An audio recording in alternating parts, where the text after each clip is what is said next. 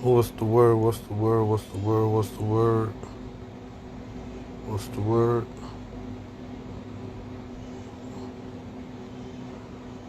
Dum, dum, dum, dum. Que lo que mi gente. About to do this live. Yeah, maquineando todo esto. Check. Sending out, sending out, sending out. Dum, dum, dum, dum, dum, dum. All the way up. Trying to share this, trying to get these views up. I'm on live. Trying to get these views up.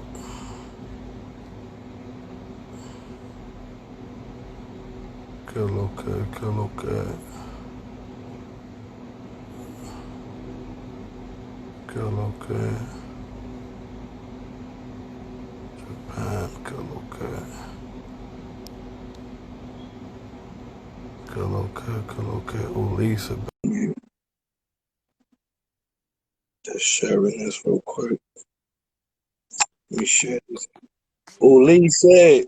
Yo. Salute, my G. What's going on, Playboy? I'm over here daddy daycare today, man. Está con la familia. And I'm with the little one, with everybody, but I got the little one on deck right now. H, yo me capé. I got mine downstairs. Trust me, I don't want to have them here. Primero que nada, gracias por compartir con nosotros aquí en el live conmigo. Yeah, claro que sí, you know what I'm saying? I appreciate you inviting me, you know? Yo, you know what I wanted to tell you, man?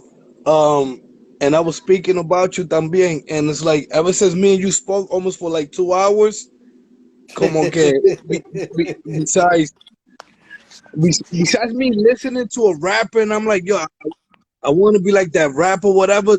The stories that you was telling me, I'm like, yo, I won't mind trying to work with you or be in your movie or learn from you or be part of something that you're doing. Just por la trayectoria que tú tienes. Y otra persona, like, you, like, it's something about your breakdown, como que inspire me también para trabajar contigo or just to be part of what you're doing. Explícame algo. You come from a movement. You come from a movement where, like, it was. I don't know if it was hard for the Latino to get on, or for the Latino to get recognition. Tell me about that. I mean, it was hard for till this day. Until this day. Till this day. I mean, like I said, when you know, we started, there was no Latinos. You know, Absolutely. you know, I started show business in 1991. And before that, you know, I was a break dancer. I thought I was a rapper. And, you know, there was really no, I didn't feel racial discrimination at all. You know, like I thought I was black. Like, I mean, I thought I was white. Like I grew up in a black neighborhood, went to a white school. And you know, and I, you know, I just fit in, you know, I fit in to a certain degree. Then at some point when I got older, then the whole racial thing started happening where like I wasn't black enough, I wasn't white enough, I wasn't Dominican enough, and I just felt like I didn't belong anywhere. You know what I mean? It felt like, but you know, it just felt like I didn't belong as opposed to racism. You know, I just felt like I wasn't black enough, I wasn't white enough, and I wasn't Dominican enough. But you know, my father used to always say, "Don't get mad, try to fix it and stuff." So I never paid attention to it until, you know, I started the entertainment business. You know, we got lucky, and one day we heard an announcement on the radio, and it was like looking for, you know, gangster Latino types, and went into this casting, and we got cast in this movie called Juice, right? And that of course, Juice was like, you know, was a game changer because, you know, it was a story about young African American kids in New York City. And we played, which was supposed to be the Spanish gang, which the Radames crew that ran up on Tupac. And if you look at it, right, the only people Spanish in it was me, Jesse, and Radames, and Claro. everybody else was black, but they were playing Dominican because there was no Latino actors back then. Yeah, it Because looked like Tretch was the only black. It was like a bunch of Puerto Ricans, Dominican, y well, Tretch era el único prieto. well, that's good, but like Forrest and Dynamite, who was in it, they were both black, but they Okay. they were light skinned black, so they looked Dominican, so that's why it worked out. But like I said, it was back then there was like no opportunities for Latinos. One, because there was no Latino actors, and two, uh, uh, the few opportunities that they had for Latino roles. The few movies that came out with a like 100% Latino cast was in L.A., and then LA was a predominantly Mexican Latino population out there, so all the actors were Mexican, and it was like a lot of this, like say the American me was in jails, was a lot of like stereotypical Mexican slang, like "orale vato," and so that's what they wanted. If they wanted a Spanish actor in New York on a TV show, they wanted you to do that. And I That grew up, that the I grew up in Mexican type, huh? the Mexican type slang. Yes, yes, and I grew up in a black neighborhood, so I didn't have like the stereotypical Latin slang. So, and then I didn't, we didn't know that way of talking in New York because we didn't have a strong population yet of Mexicans in New York at that time. So that wasn't, natural for us. So when they would tell us, "Hey, can you be more Latino?" and we're like, "What do you mean, non-Latino people?" They're like, "What's up, Percy? What's going on?" Like, "Orale, give me the purse," and I'm just like, "Yeah, but we don't talk like that. Why would We why would don't they talk say like that?" that in the East Coast. Yeah, yeah. So it was very frustrating. So it's like, you know, so there was a point where you just felt there was no future. Like the few roles we got was like, "Oh, lad, give me the purse," or just "give me the purse," or crack, crack, crack. Like it was like the one line of drug dealer roles, the one line of stealing the purse, the one line of selling the gun. Like that's you see my resume. That's like people bug out because movies come out like from back in the days, and you'll see me sell a gun, you'll see me sell a drug, you'll see me rob a purse, and it's like that's all it was back then. So my father Eh, was like, La película esa Juice, it was a couple of like a mixed crowd of people in there though. No es yeah, verdad? for sure, yeah, yeah. Ernest Dickerson directed that, and like I said back then, it wasn't like there wasn't like a black or brown thing. It was just like a movement of people that weren't Caucasian. So as Latino, you were just part of that movement, of the African American movement. Which Spike Lee, John Singleton, they were like people in the forefront creating stuff for us. So we were sneaking like the stuff was white or black. Everything was written white or black. And so most of the stuff we snuck into, it was like for African American guy, and then some people like they're the same, and they would bring us in, but then at some point it's like, nah, you know what? They're not really black, so they would bring us for the last time. Like, wait a minute, they're not really Latin. So that's when I knew like there was a problem here. There was a confusion of Dímelo Way. There was a confusion of what Latinos were, a big confusion. So my father was like, "Look, man, don't get mad, fix it. They don't know how are they gonna know. How do you go? I don't even know what Dominicans are.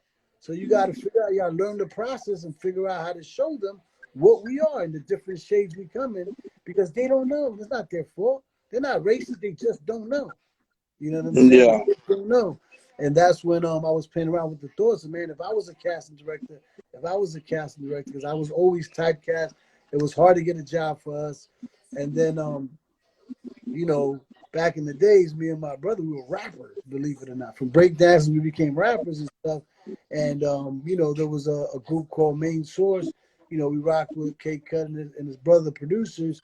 And they invited us to Canada so they could try to maybe give us some beats and this, that, and the third. So we went our boy Forrest hooked us up with that. We go to Canada with our beepers. And it didn't work in Canada, the beepers, right?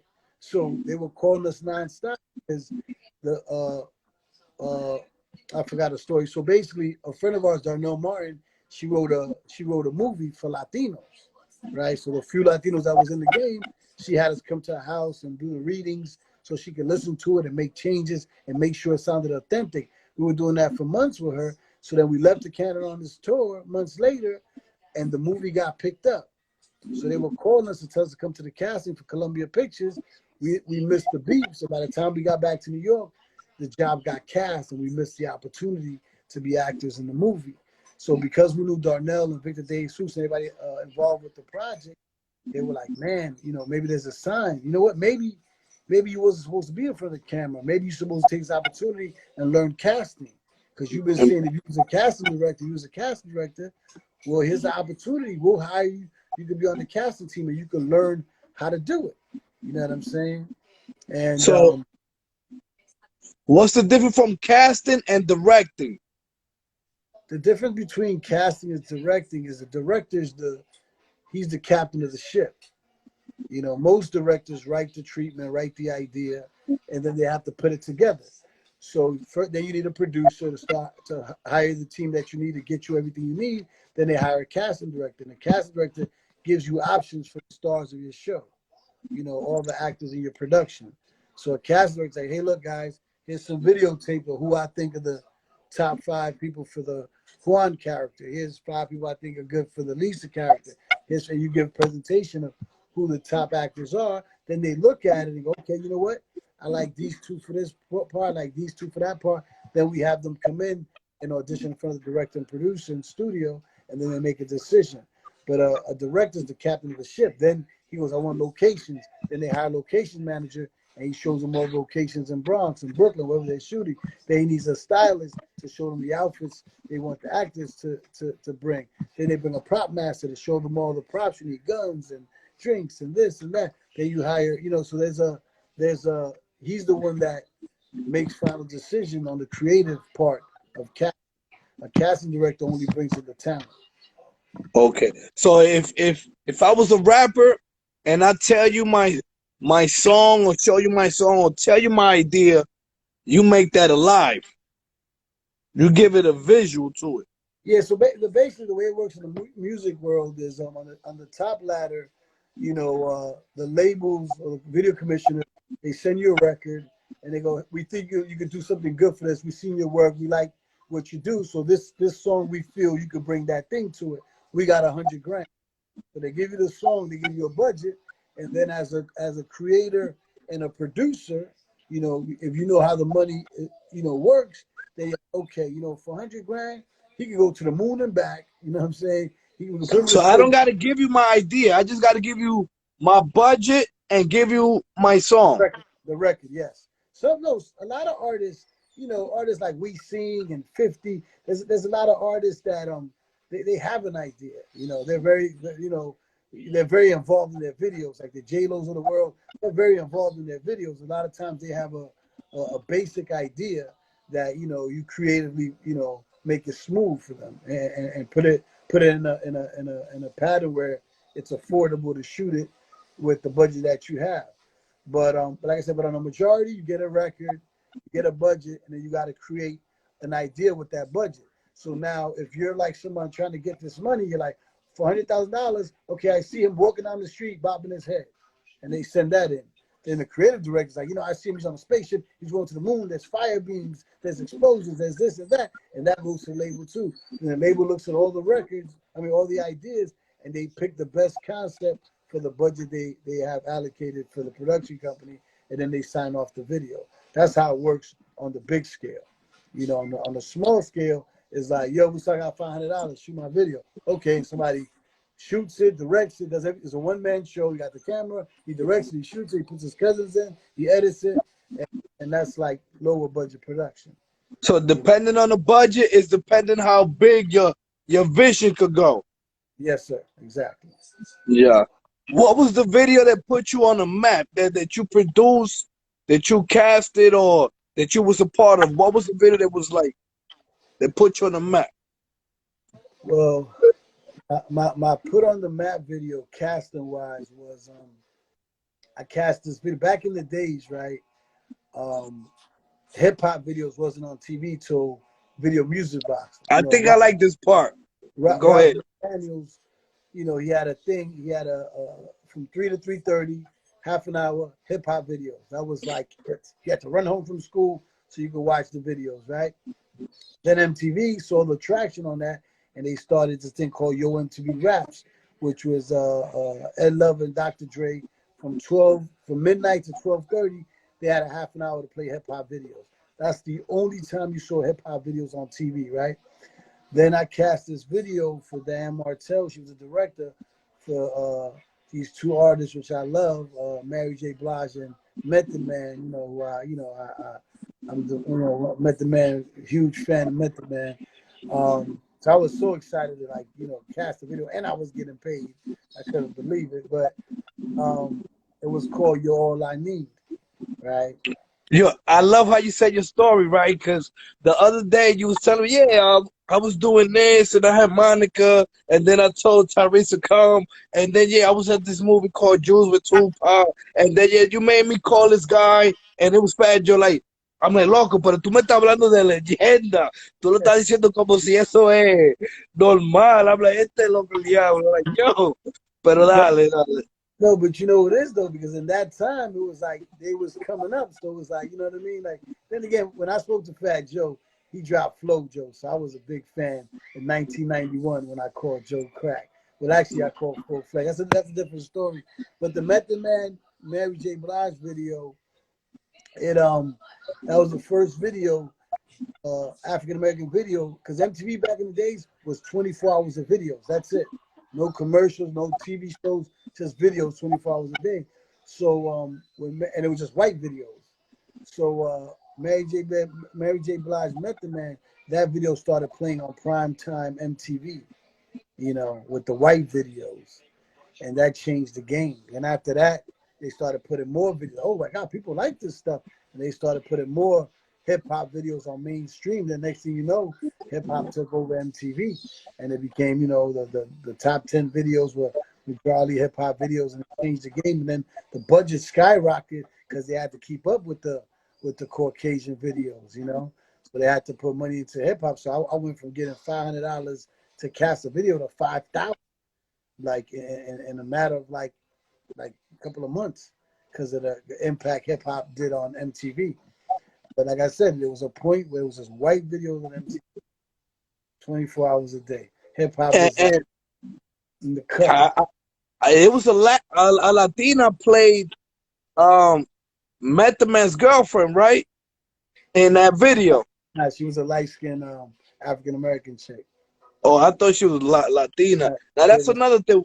When you guys are casting or directing, do you still got that in mind? Like, I still need to put a little song, some type of my culture in here, or some type of Latin in here, or it's just with the flow. like say with me, I became a cast director to do that. So like, let's say if there was they needed a Caucasian character and three African American characters, you best believe one of them was Latino. You know, Okay. believe one of them was Latino. I was like throwing them in there. And like I said, back in the days, like Latinos, when you saw TV, they were using like Italians with gold tees to play Latinos. One, because they didn't really exist. We didn't really have that many people pursuing acting as Latino because there was no opportunity. So why are you going to train to be an actor if you don't see nobody that looks like you on TV? Like when I wanted to be an actor, I went to go to college for acting, and my father was like, really? Name me 5 Latinos you want to be like that are actors. Name me 5. If you name me 5 Latinos, I'll pay for your college to go to acting. But if not, you're going to learn business. And I couldn't name 5 people. I was like the guy from Chips, the Latin dude from Chips, the guy from Fantasy Island. I didn't even know their names. I was like Ricky Ricardo for sure. You know, um, And he's like, exactly. No future. No future for Latinos. To this day, can you name me 5 Latinos you would put $10 million to star in your movie? We're doing a movie right now. I need $10 million from you. Who should be the star of it? Name me 5 male Latino actors that you would give me $10 million to have them star in your movie. I don't know how to pronounce his name. He played Carlitos Way, didn't he? Oh, you talk about Luis Guzman. See, Luis that's Guzman. one. He played Juan Pachanga, but you don't know his name though. All right, but go ahead. You Latino? Me? Yeah. I'm a mutt. I'm half Puerto Rican, half Dominican. I'm saying no, but you fully Latino. I'm just saying, and you a powerful player. You know what I'm saying? You in the game. You know what I'm saying? You know everybody, and you can't name me five Latinos. You know what I'm I'm saying? getting it. I'm getting it. I'm just saying. So Machete. imagine people What that are about not in the Machete? entertainment business, huh? Machete. Danny Trejo. That's Danny ¿Cómo? Trejo. Danny Trejo. The old guy, right? Yeah, That Danny yeah, Trejo. Danny. Danny Trejo. Danny Trejo. Okay, that's Him. two. Okay, that's two. And you don't know that. You don't know his name either. Okay. No. Y me saqué una foto con él. Latino, Latino. Okay. But check this out, Yeah. right? I'm sure you can name me five white guys real quick. I'm sure you can name me five black guys real quick. You know See, I'm terrible with the names, but I can tell you what movie they played. exactly. But the point is that there's still a problem. No, You no, know, claro, claro. there's I get the still, idea. I get it. there's still a problem. You know what I'm saying? That's why, like I said, like we gotta support. Like say my brother, right? I don't like using his name, but Mr. Jesse.terrero. Well, I'm a big fan of his. He's my brother, but I'm a fan of everything he's done. And like right now, he did a series called El Ganador, right? Which is it's trending on Netflix now. And believe it or not, there's still tons of people that haven't seen that. And it's like, And I'm very proud of Latinos for that, man. I'm very proud talking about that. I'm very proud that Nicky Jam is getting interviewed by Nick Cannon, by the radio station Breakfast Club.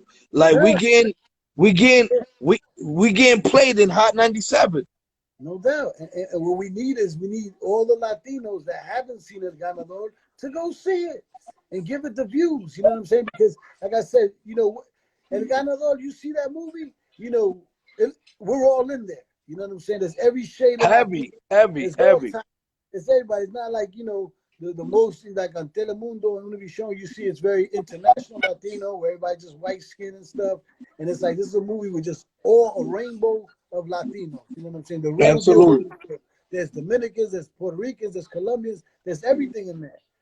That's what it's all about. It's like, we just gotta support because if we all watch Latin stuff, like say Baker and the Beauty on CBS. Baker and the Beauty was a great show. Did you see Baker and the Beauty? Probably not. It Uh, was Channel 7, ABC, 10 o'clock on Mondays. It was a bunch of great Latino actors in there, a great story. And like I said, the average person I spoke to Latino didn't know anything about it, didn't see it, didn't know about it. But it's like if we see these shows, right? I say that Baker and the Beauty, ABC, CBS, NBC, that's the biggest check in the game for TV series. That's where the money's at, right? So if we support a TV show on ABC with 100% Latino cast, you know what they're gonna say? Holy shit, let's do more of this stuff. Let's do more. But if we don't watch it and it doesn't come back, they're not gonna want to do it again. Because it's all about the money. It's all about the numbers. They want to give us what we want. But if we don't want it, why are they gonna do it for us? See, like say Ganador, right? It's trending, but if it didn't trend, it ends there. It's over. But the so what fact you that saying? it's trending, It hasn't got that much support. It haven't got them because the story is deep. The what is story it? is very deep. Which about the Ganador? El Ganador. The Ganador's working. No, people are seeing it. It's trending. So it's Trending. still in the process. It's Yeah, right now as we speak in the process. it's still on Netflix. No, it's trending. Well, What you want? Hold on. Oh, it should be in the closet somewhere in the corner. In the closet in the middle hallway where all the food is at. It was right there on the corner. It was on the remote. Yeah. No, it's by the turtles. The bar, yeah, the sound bar is by the. It's in the closet. My bad, yo. We lied. oh, oh, good. I get El it. I'm Moche. here with the family. I get it. My daughter right here. Look, my daughter's still with me right here. Look. God bless them. Daddy daycare, baby. So So you anyway, saying that I think that and Nicky Jam with Bad Boy in the movie Bad Boy in the movie Triple X. So I feel like you know what I mean, like the Latinos, like Big Pun said, Latino going platinum. You know no what I mean? doubt. He predicted that. No doubt, but we still, like I said, we still got a lot of work to do. Is what I'm saying. like I And said, thanks to you guys making it happen, speeding of the process. Is what no, is what I look up to. and I appreciate. That's why I said thank you for reaching out to me to be on your show. You know what I'm saying? I appreciate all the love because that's what we need. We got like I said, you reached out to me. You're Latino. You doing something? I'm reaching out to you. I'm here for you, my brother. You know what I'm saying? Absolutely. Because if you come up, then we come up. Now I can be like, yo, June, I'm doing a show. Be on my show. Like, you know what I'm saying? Like, it's about helping each other. And if I help you grow, then you help me grow. Now together we're more powerful than by ourselves. And that's what Latinos got to stop doing is they got to stop hating. You know what I'm saying? People, especially when you look like somebody and people see you, you know, they hate the fact that the dude that looks like them is winning. As opposed to, yo, my brother, you can win, I can win. Show me the way. Help me, man. Like, how can we get there too? You know what I'm saying? And everybody that knows me my whole life, I've been just showing love. That's all I want everybody to win. You know, and every time I go back to the hood, my friends tell me, why you do that for? You know what's gonna happen every time you go to the hood. I started this thing called New York City Sauce, right? And basically, the dopest club in New York to me is Amadeus. That shit is, you know, the lighting package there, the sound system is off the chain. Visually, it looks incredible, right? So I did a free thing, right? You know how people do showcases and they charge people money? So I did a showcase for free. You know what I'm saying? For free. Nobody had to give me no money. Nobody had to pay at the door. It was free, right? And everybody, you know, and I would bring in some singers, some rappers, English, Spanish, whatever. And I would invite a bunch of industry people, and you get on this amazing stage, and you could like record yourself and have the ill video, you know what I'm saying, and perform and be shown, be seen, you know what I'm saying? Network, like people did songs together, people found producers, people found managers. Like it was a beautiful networking situation for people, you know what I'm saying? And then what started happening is, you know, somebody, I would tell them to send me the instrumental. So I give it to DJ Raymo to play it for me, right? And they would send me the instrumental. Then they would, and everybody had to show up at 6 o'clock to do rehearsals. Doors opened at 8, you know what I'm saying? To figure out who's going to go first, who's going to go middle, who goes last. And then I wouldn't get no music. They would come to sound check, and dudes would come at 11 like they're going to perform. And I'm like, yo, you can't perform. You didn't send me no music. You didn't come to sound check. It doesn't work like that. All right, well, let's see what happens when the show's over. And I'm just So, like, yo. cuando era gratis, no había nadie que apoyara bien, pero ahora cuando le está cobrando, se quejan. You know, and it's like, you know, so now I got dudes threatening me, dudes waiting for me outside because I'm not doing it their way. And it's like, you know, I wasn't making a penny off. I was losing money every week. You know, I was losing money. But people, like I said, it's like, you know, we gotta support, man. We gotta support, and that's it, man. If we all support and watch something, meaning we as Latinos, it'll be a One, smash hit. one If one, second, if Lisa. one out of if 1 out of 50 Latinos support something, it's a smash hit. A smash hit. Record, videos, movies, TV shows, whatever. You know what I'm saying? We just got to get off that shit and support. You know, support. That's it. Yeah, yeah, no, like, como te digo, like I said, like that movie, I feel as though like is opening up doors, and especially like being Spanglish. Now, quick question, hablando de eso, so you trying to tell me that if you would have helped on that movie Chef, the part that was supposed to be a Dominican, you would have made Yeah, it a Dominican dude. 1,000%. You know what I'm talking about, right? 1,000%. Yes. 1,000%. Jeffrey Wright did the Dominican part. Yes. He's And a great I actor. know el He's que an era amazing actor. dominicano viendo He's an esa amazing película actor. He's an amazing estaba actor. diciendo, loco, él no está diciendo el coño como es, ¿tú me entiendes? But no, the movie was a good movie. But it's just like, you know, for us to be like, oh shit, it's gonna be like a Shaft the movie, and we got mad Latinos, like, you know what I mean, playing a part of it. Pero diablo, the main dude no era dominicano. El hermano que mataron era dominicano. I never seen Shaft because of that. You Oh know, shit. I Yeah, okay. protested it. Protested it. You know that Okay. that's when I was really on the movement. That's when I was really on some gangster shit. You know, like fighting for us. It's fighting for us. You know. And I see that me talking to you, I see that you take that with a passion. Like the Latinos got to rap. Latinos got to be part of this because it's true, man. We've been part of the culture as well. See, but this is the See, thing, though, right? This is the thing, though, right? You know, I grew up in Jamaica, Queens. I grew up in a black neighborhood, right? So I grew up. I came up with African Americans. So when I started the game, I Like It Like That was that movie I worked on. That was my first movie. I Like That, which is it was a Latin film, full Latin cast, talking in English in 1991. Darnell Martin, brilliant genius, ahead of her time, and it didn't work financially. So Colombia was like, yeah, this shit don't work. Nobody want to see Latinos, and it didn't work. So they never did another one again. If that shit would have been a smash hit, if Latinos would have went to go see I Like It Like That, it would have been over. They would have dropped another Latin movie, another one, and it would have been over. They'd have put Latin characters on every show. It would have been over, but nobody saw it. So it didn't work. But if you watch the movie now, we just did a 25-year anniversary last year at the HBO Latino Film Festival. And it was phenomenal. I watched it again. It was incredible. You know what I'm saying? It was way ahead of its time. Way ahead of its time. But I was gonna say lost my train of thought. But I lost my train of thought, man. But I it's know you.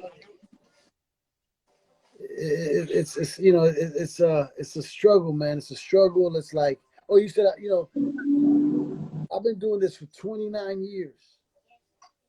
29 years fighting for opportunities for us. 29 years, you know, 29 years. What was the video? What was the video Latino? And that's another thing that I think I saw an interview or I was doing my little research that is going back to what you said, like los videos de merengue, los videos de reggaetón siempre eran medio cheapy or medio like Yes, it yes, wasn't edited right yes, or like yes. the sound and then the lip sync it was different. But when you listen to an English video, that shit was proper.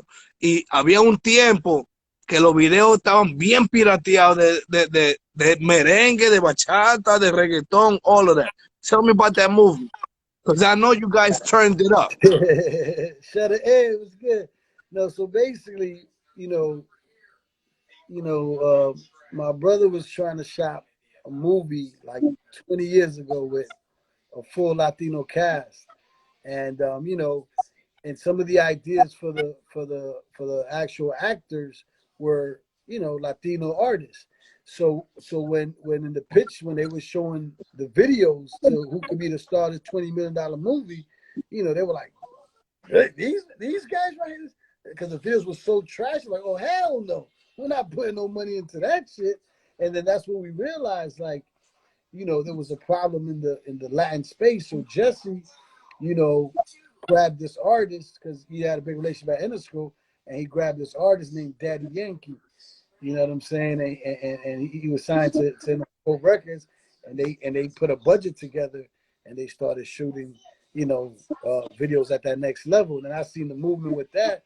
So So you Daddy know, Yankee was your first production of Latino that was video.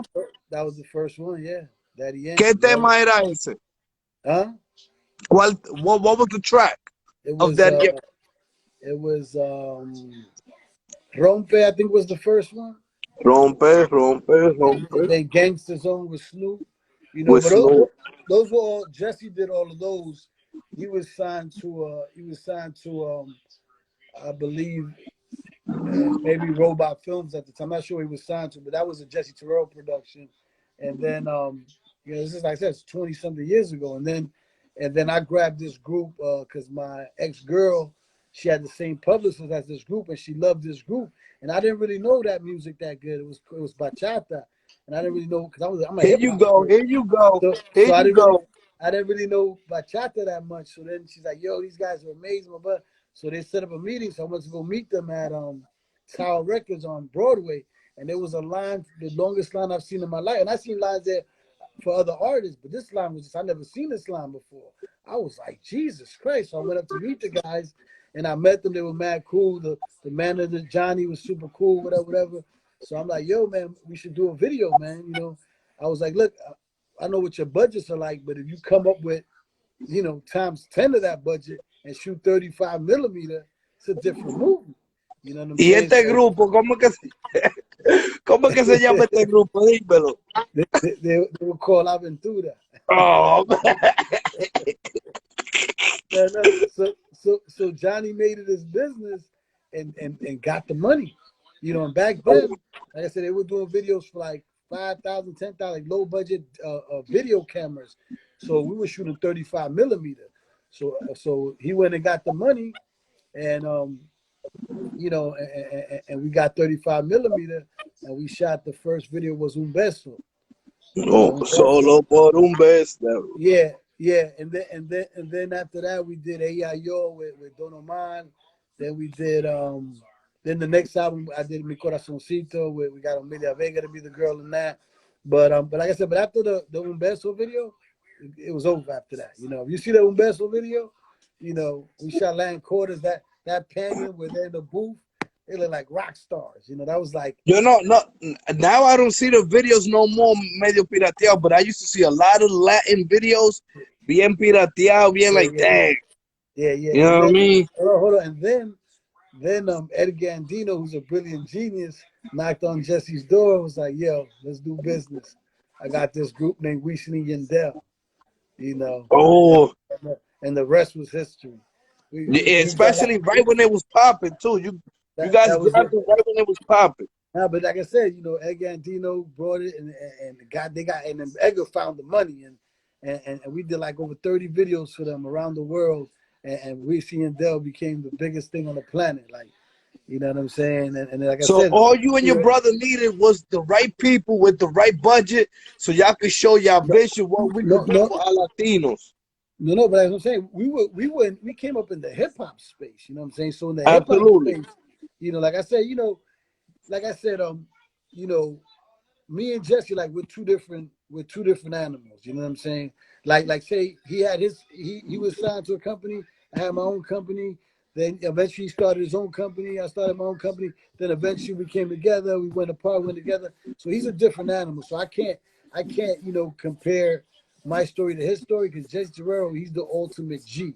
He is absolutely. he is the godfather behind the whole And cinema. you guys got a company. No. So Cinema Giants is Jesse Terrero's company.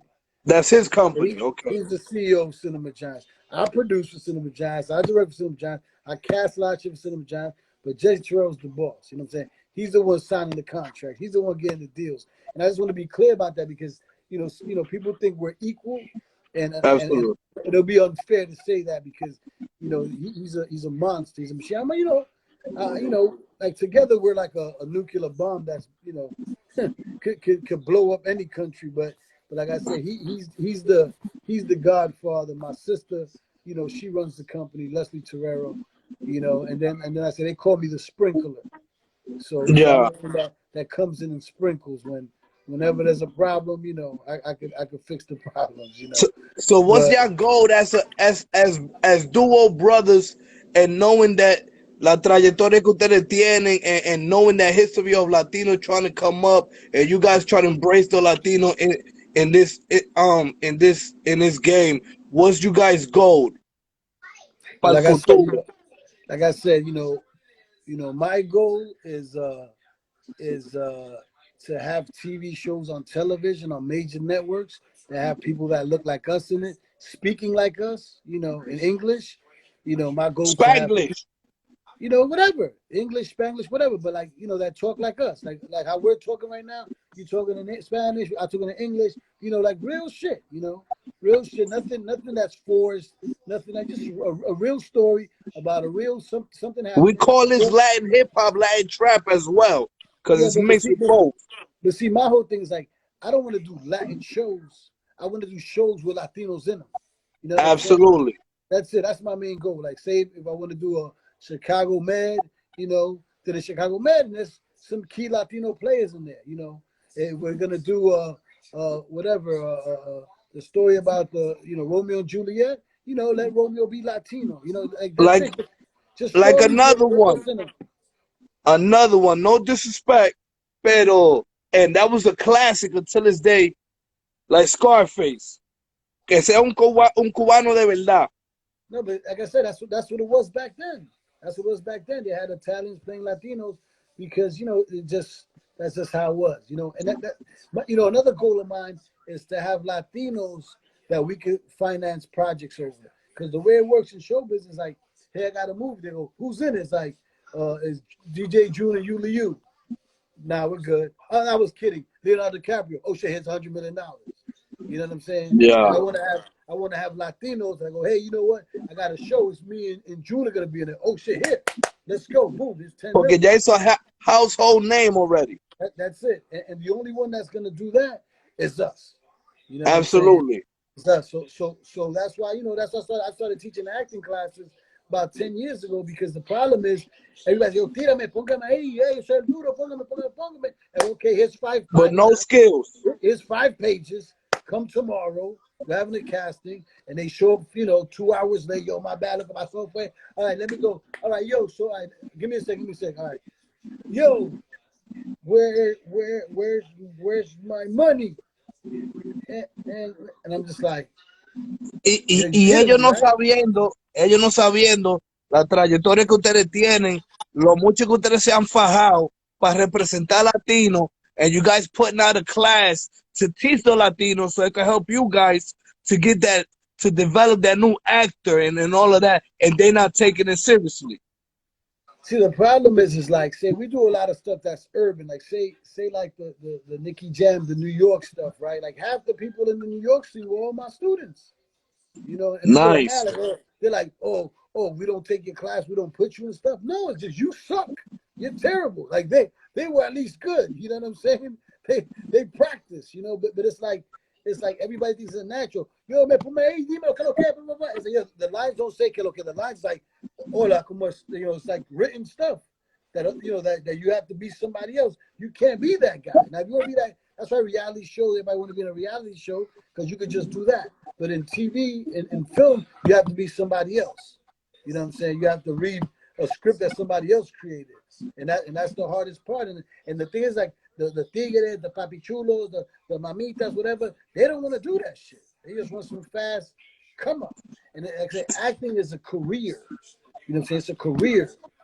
You know what I mean? It's a career. Like say the biggest actors in the world, some of them still have acting coaches. It's a career. It's like something you have to do. I'm not an actor because of that. You know what I'm saying? It's a lot of work. It's a lot of emotional stuff. It's a lot of things you have, like I'm not trying to do Like that. you got to make yourself cry for real. Yeah, but it's like it's a process of doing that, and you got to think about stuff in your past. You got to add people in your life. Like say if you see somebody crying, dead, and you're crying, maybe you think about somebody that that died in your life and you care about, and you got to go there. You know what I'm saying? And I'm not, I I'm heard not, about that. I I'm heard not about trying to que do eso that. me di que cut una gotita y después hacerte el llorar. That shit got to be like natural. Yeah, but so I'm not, maybe when I was younger, I was into that. Right now, I'm not in that age to be, making believe I'm somebody else and stuff. Like I said, all my little cameos and stuff, it's always like they couldn't find somebody, or like, for some reason they thought I was the best part, and they would just like, come on, man, do it. And I would stick myself a little cameo. But I'm not trying to do that. It's not what I'm trying to do right So now. You know. okay though, but tell me about that cameo with the Tupac and the Juice, the movie Juice. Tell me about the cameo. So basically, like I said, it was it was the life-changing thing in my life where we went to an open call. We got cast to be in a Paramount Pictures movie. Everybody was everybody's first movie, except for Jermaine, the big guy. He was on a movie called Lean on Me, so he was Yeah, like, yeah, yeah. so he had his own trailer, like he had an assistant, like he was like the big dog in that movie. Everybody else was their first joint, so it was just like Even Epps, what's his everybody, name? yeah, oh my Everybody. god, everybody it was yeah. Shout out Nielsen, I love you. He said Wilson Sinclair, she's the one that cast us in it. Shout out to Winston, but What? But what? it was You casted also the I Nicky didn't Jam cast movie. You was in it I didn't, too. yeah, and that was because that scene shot in Mexico, right? So it was a day player role of a Puerto Rican a New York Puerto Rican that didn't speak Spanish that good. He had like bad Spanish, so we had people in Mexico that spoke Spanish incredible, trying to act like they were Puerto Rican from New York that spoke Spanish bad. So it wasn't really working out. So you know, Jesse was like, "Man, my brother should do that shit. His Spanish is terrible without him trying." You know, he was like, "Yo, just come out here and do that part or whatever." So yeah, it was a tough one. I was trying to get that cut. I was trying to get that cut and use it for promo, but I couldn't find it. But yeah, Yeah, I yeah, saw you up in there doing your thing. yeah. No, because it's still on TV right now. You know, Yeah, yeah. it's on Even through Netflix. Netflix, I was trying to screen record it. I no matter how it didn't let me bootleg the shit. That's good. You gotta watch it. You know, Yeah, yeah. yeah, So man. what was your best? What was your best experience doing videos or working on movies? I mean, there's it's two different worlds. With hip hop, like I said, hip hop for me, like I said, so I did extras casting on a like that. Then at that time there was no Latinos. So because I brought so many Latinos, Yolanda Gerald's who I worked for, she kept me on. And then we did movies like Above the Rim with Tupac, New Nice, Jersey yeah. Drive, New Jersey Drive, Sunset Park. So like I said, I came up in the African American space. So I was in that mission. I was in that journey. You know what I'm saying? So when the African Americans won, I won. 'Cause I was part of that movement. You know what I'm saying? So and then as I was in that movement, then I was like the big movie guy to like the hood. So they started telling me, yo, man, if I want to cast this video or whatever. So I'm like, what? Oh hell yeah. You know what I'm saying? Like to be on a music video set with artists I look up to, I was like, for sure. So I started casting like for love. There was no money in videos back then. So I would get people for free, I would cast for free, and everybody was just like, like having the best time in their life. It was like a dream for us to be like on a music video with the artists. We listen to their records, you know. So that was like a different experience for me, like getting to work with these artists that I was big fans of. And then, like I said, after the Method Man, Mary J. Blige shit, then it became a business after that. Because after that, I Cause they started saw getting. your skills. People got to see your skills. No. Back then there wasn't anybody. It was like I said, it was Winston Sinclair in New York, Tracy Moore, Wendy McKenzie. Like that's it. Like urban casting. That's it. You know. And then me. So it's like, and then it's like 100 projects in New York. Like who are you gonna go to? So it's like, and then plus like I was like more of like a younger urban type that the hip hop world was coming to me because I was at the clubs. Like Winsome and them, they were like more conservative and they were casting directors. They were really doing their job. I'm like in the club, hanging out, dancing. So I was like, I was in the environment, so people would see the movie guy over here, yo, do my video, and I did videos man, like reggae stuff like Patra, Isaac, what is it, Eni Kamosi, Here Comes the Hot Step of Murder, like stuff like that. Um, Redman, Method Man, Wu Tang Clan, everybody. I've cast videos for every artist on the planet Earth. On the urban side and the white side. Shania Twain, Christina Aguilera, Mariah Carey, Justin Timberlake. I mean, everybody. Cast videos for everybody. At some point, some people say I was the number one casting director in the game.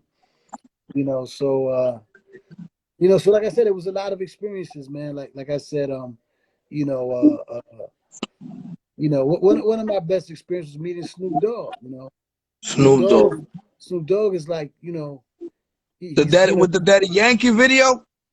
That one with the Daddy Yankee video or another one. No, just in general, Okay.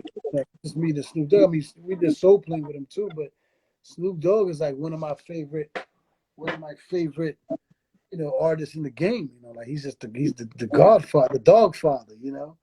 But like I said, one of the best experiences for me too is like, you know, like Fat Joe. I met Fat Joe and I like him like that. And to this day, he's one of my brothers. And I met him in '91 when there was no Latinos, and he only embraced me because I was Latino.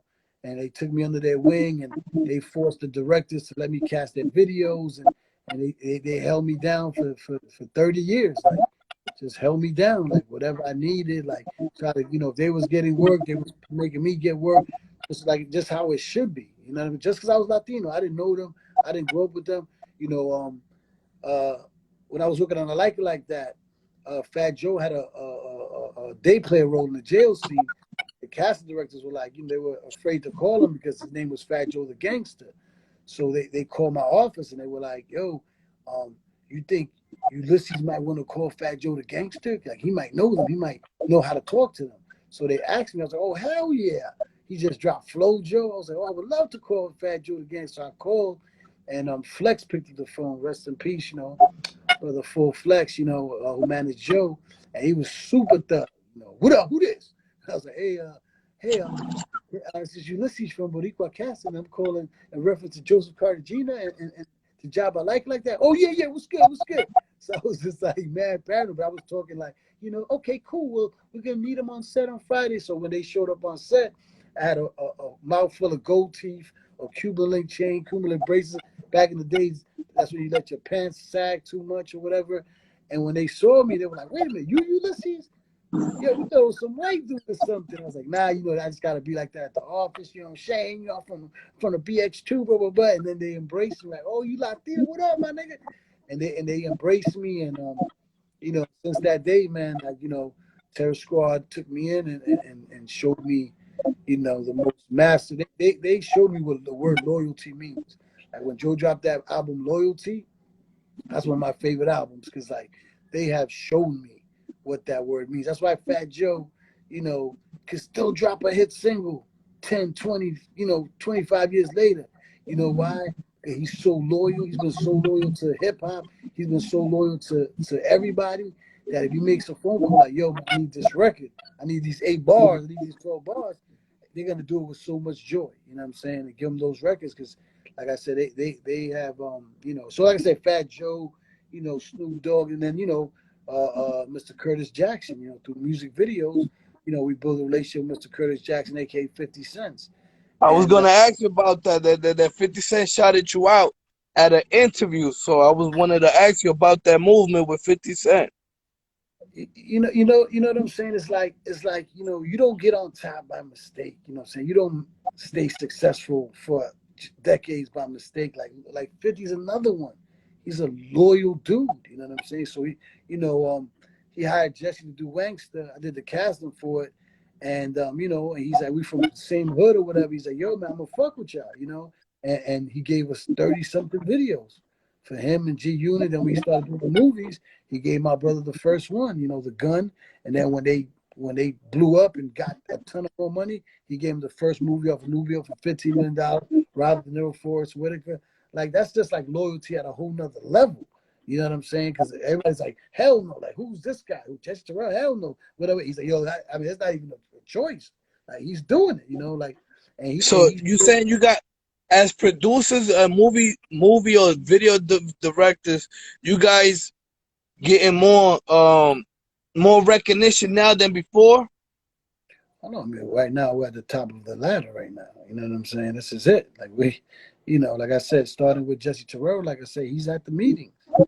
He's at the meetings. He's sitting with the big dogs. He's signing checks. They give him projects. Like the Nicky Jam Netflix. That wasn't easy. Everybody thinks you could sell a movie to Netflix. Go ahead, try. You know what I'm saying? Go ahead, I try. dare you. I dare you. But like I said, in the film, the difference between like say film, like for me, like one of the greatest things experience for me was like Tupac Shakur. You know what I'm saying? Working with That him was in classic, Juice, man. working with That him was in Juice, classic. you know, and also I got to work with him on Above the Rim. You know what I'm saying? Yeah, So yeah. now on Above the Rim, he was Tupac. Because in Juice, he was Shock G's homie. Digital Underground's like hype man on stage. So he was like a dancer hype man dude. That's who Yeah, was the above the rim, he was Tupac. he was Tupac Shakur the God. You know what I'm saying? He had the hit records already. He was a big deal. So it was good to chill with him. And as Tupac. You know, like I said, he to me was my favorite rapper because that's what he did. He rapped. He rapped all the time. That's what he did. Made ¿Qué, records. qué consejo le podemos dar a esa gente que quieren ser a director or just acting in movies? ¿Qué consejo le podemos dar a nosotros a ellos? El consejo que le pudimos dar a esa gente es que lo hagan. That's it. You know, the advice is do it. You know, if you're an actor, act. If you're a director, direct. If you're a rapper, rap. Like, do it. Do it. Do it. Do it. Do it. Do it. Do it. And do you Do have it. any Do platform that it. they could come Do it. and Do it. learn, Do or and it. that you could teach them? Well, right now, like I said, the platform I've been doing for 10 years is Acting Rehab, which is an acting class. You know, it's called Acting Rehab because we teach about acting, but we also teach about you. You know, because like I said, to be an amazing actor, you got to be an amazing person.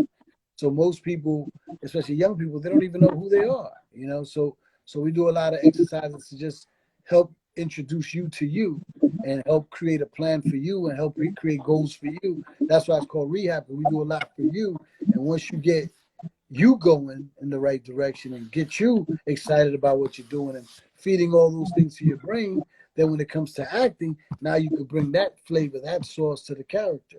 You know what I mean? Because you don't have no sauce, you're just saying lines. You're just like, hey, how you doing? How's everything? There's And no you as a legend, can you see the vision or can you see the talent and somebody when they walk in the room like, yo, a este 100%. si yo lo desarrollo? 100%. And that's one of the things we teach in class is to be that person that walks in the door and we go clink clink. Because like I said, casting, that's the casting right there. Once you walk in the door, that's it. You win or you lose right there. Because you walk in, we go, oh wow, this could be the star of our show. Or we go, And oh what hell do you no. see?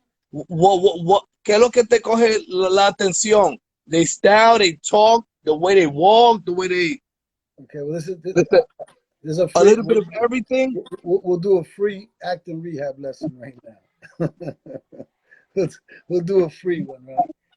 So what we teach in this class is all the vitamins you need to walk into that door like the star of the movie we're looking for. You know what I'm saying? And what those vitamins are is, is the homework assignments every week. You know what I'm saying? It's the food you intake, it's the physical exercise you do. It's all the research, it's all the documentaries, it's all the things. And then, you pump all these things in you. Like how somebody works out for 2 weeks. Now they're walking around with no shirt because they feel like Superman now. It's the same thing. You start doing all these exercises, all these homeworks, all these mind therapies, all these vitamins, all these things, and then finally an opportunity comes for a role and you practice the role and you dissect the characters and you do the research and you're like, oh shit, I'm gonna kill this shit. I'm gonna kill this shit, boy. Oh, and then you walk in the room like that. What's up, everybody? How y'all doing? Superman is here. Y'all ready? So, Okay, uh, give me a second. so Boom. No, so let me finish. all of that is part of the class, like even Yes, eating right, everything, exercising, and everything, reading, todo eso. everything, everything. Because what happens is, if you don't do all that stuff, you doubt yourself. That's it. And then if you don't practice enough, if you don't know how to practice, you're still thinking about the lines in your head. So you walk in like that. You walk in like, hey, everybody. Hi. I'm nervous. I don't know my lines. You give me a second, guys. I'm confused. And that's not the star of the movie. You know what I'm Yeah, saying? But the guy that does the work as in the push-ups they walk in like that. What's up? I'm here. Ah, ready, let's ready. let's go, baby. And you're like, okay, I like that guy. You know. And that's it. Like I Yeah, said, practice makes perfect. Yeah, like I say, Tupac rapped all the time. If there was a freestyle cipher anywhere, he would jump and cut. Give me a second, director, and he would go and start rapping on the freestyle because that's what he did. He came every other day. He would come to set and put a tape deck in and press play. Boom. What y'all think about that? You know what I'm saying? And he just did. yeah. That's why he died and dropped like 5 albums. Because all those records that he played that he didn't like, he didn't feel good enough for him, and he just didn't. And then all the producers that still had it, they remixed it, put a hook on it, and dropped it because he We rapped. got 30 seconds, pero before this time out, any shout outs you want to give out, anything to all our audience, I or would if you like want, we can come back live. It's up to you. let's come back to answer questions and stuff. Cause let's come back, and I gotta be out like in 15 minutes. I'll do another